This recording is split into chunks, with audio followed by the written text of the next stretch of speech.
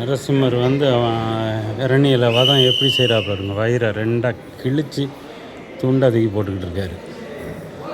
இவர் இப்போ இது அகோபிலத்தில் மேலே ஒரு மேலே இருக்கிறத நான் எடுத்திருக்கேன் வீடியோ. ரொம்ப அழகாக இருக்குது.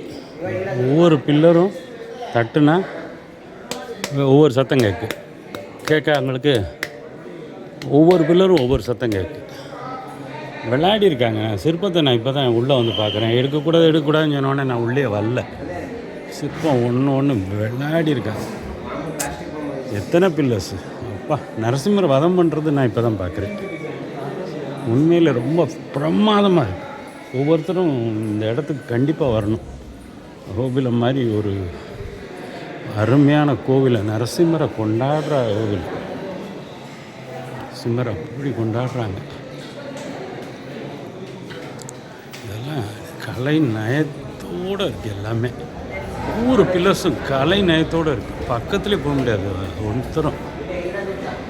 இங்கே பாருங்கள், நரசிம்மர் எப்படி இருக்கார் பாருங்கள். இவ்வளோ கம்பீரமாக இருக்கார் பாருங்கள்.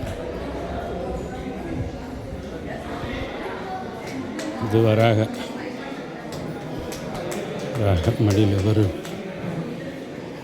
லக்ஷ்மி இருக்குது. வராக லக்ஷ்மி.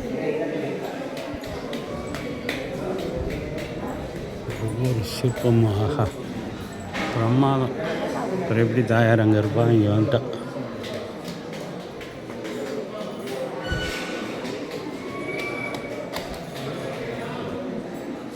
இன்னும் பில்லர், ஒவ்வொரு பில்லரும் ஒவ்வொரு சத்தம் வருது பாருங்கள்.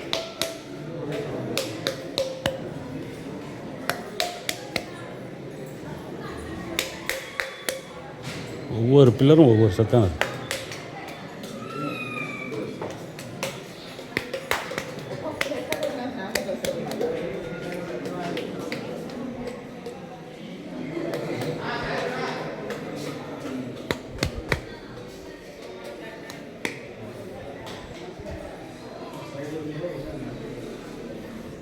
எல்லா பில்லர்லேயுமே சிற்பங்களை செதுக்கியிருக்காங்க. சுவாமிகளை செதுக்கியிருக்காங்க. சிற்பம் சொல்லக்கூடாது. சிற்பம் சொன்னால் சாதாரணமாக கல்லில் செதுக்கிருக்காங்க. இதெல்லாம் தெய்வத்தை செதுக்கியிருக்காங்க.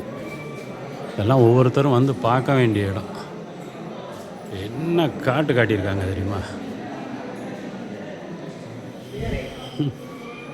இதெல்லாம் 1000 வருஷத்துக்கு மேலே ஆயிடுச்சு. இதெல்லாம் வர்ணிக்க வார்த்தையே இல்லை.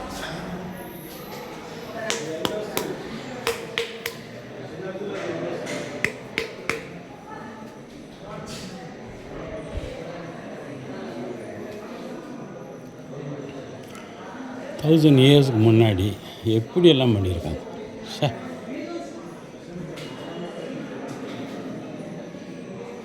ஒவ்வொன்றும் அப்பாப்பா, இவரெல்லாம் வாய்ப்பே இல்லை. எப்படி அடிச்சிருக்காங்க பாருங்க. தத்ரூபமாக இருக்குது. மூக்கு, கண் எல்லாமே அதில் உள்ள பியூட்டி.